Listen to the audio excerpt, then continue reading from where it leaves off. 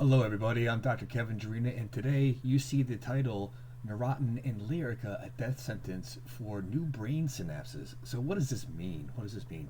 Well, let me scroll through the article here, and I went and found a couple of the different components that tie it all together, including how do we naturally, holistically regrow brain synapses, and also that means affect the central nervous system, and that means the entire body. Okay, so now this study, and let me pull it up here, right here.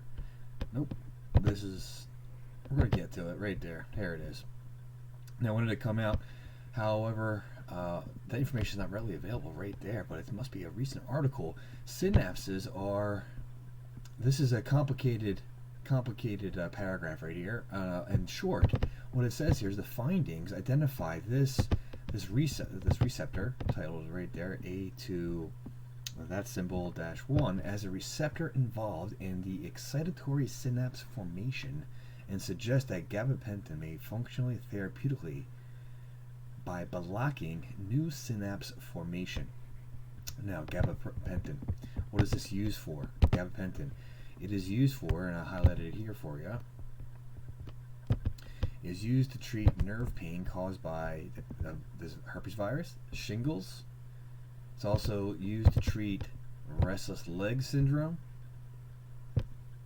and seizures in adults and children who are at least 3 years old.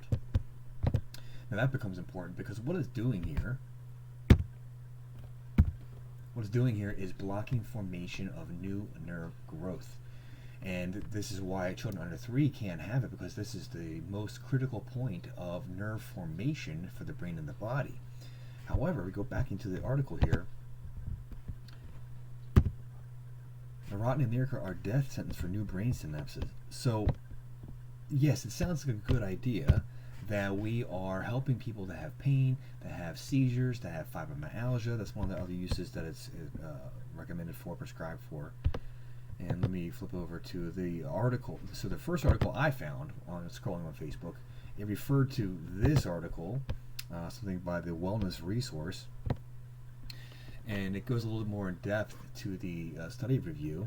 And I'll include, let's see, hopefully you can see it, wellnessresources.com. Neurontin and Lyrica are highly toxic to brain synapses. And so let's talk about some philosophy of, we understand why this is being prescribed to help people stop the pain they're experiencing. However, have we ever stopped to ask the question, well, is there a way for the brain synapses to be repaired? Before we answer that question, let's take a look at the official WebMD page of Lyrica. Diabetes, it helps treat pain caused by nerve damage to diabetes, a completely lifestyle choice related issue. Shingles, the herpes zoster, infection and spinal cord injury, as well as fibromyalgia.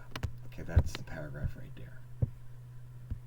Sometimes used for seizures. So something called neuroplasticity. This is how the brain can remold. Basically, this is how you learn. Brain synapses are being broken apart and reformed in everything that you do in any kind of repetitive action, any type of movement, any type of thinking, any type of feeling. Your body is building bridges to respond to these things more effectively, more efficiently.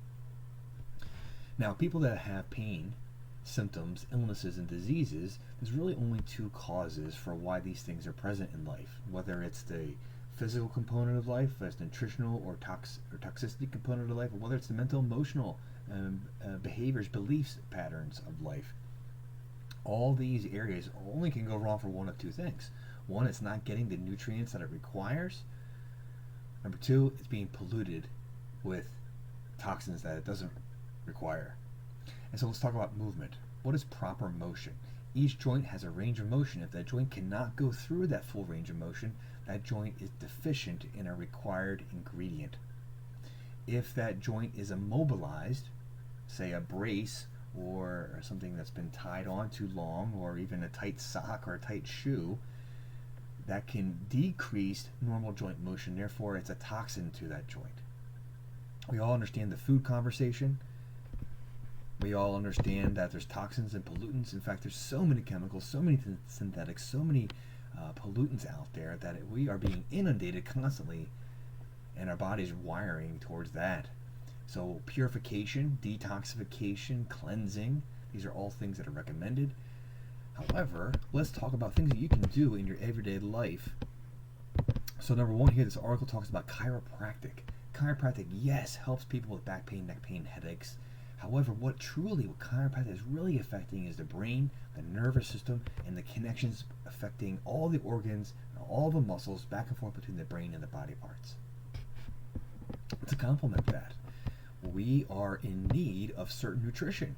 So I'll pull up an article here. If you go to the, this is one of the national government databases, the U.S. National Library of Medicine, National Health Institute, and I pull up an article, a nutrient combination that can affect synapse formation. And what this article goes on to talk about is DHA, which is part of fat, specifically some type of omega-3, typically found in fish, but I believe there are some other ways of getting it, something called choline. There's other, so basically you want to be eating fats, so like different coconut oils, avocados, fish, tuna, things like that. We want to be getting to specific herbs that can be helpful. There are specific things related to the liver that can be helpful. All this affects how the brain is functioning. So I'm here to encourage you that you can get relief from your symptoms by providing the body with what it requires and by releasing the interference, releasing the pollutants, doing the purification, doing the cleansing, getting your chiropractic adjustments from a qualified professional that has a good relationship with his patients. There are mental, emotional belief patterns that can be addressed to affect how your brain and body are working together. When you have a diagnosis, it is a cry your body is in need of something or is polluted with something. Hopefully this wakes you up to what's going on with Neurontin and Lyrica. What I'm saying here is that the need for the medication can be handled, and that happens prior to the medication's requirement. Now, if you've already in a position, you've begun to take this, you have been taking this, you've been recommended to take this, you can still start adding good things into your life so the need for the medication goes away. And this is what I want you to do, because these medications are a band-aid. They're not long-term solutions. There's too many side effects. There's too many negativities. There's too many things that are going on that are actually resulting in people getting worse in their life overall versus trying to get healthy. And when people are healthy, they do the things they want to do. They feel the way they want to feel. They can go places they want to go, and they're not being hindered from what the supposed solution is. So hopefully this is informative. If you like this, please subscribe, please share this, please comment, because more of that helps more people see content like this. Blessings and best regards. I'm Dr. Kevin.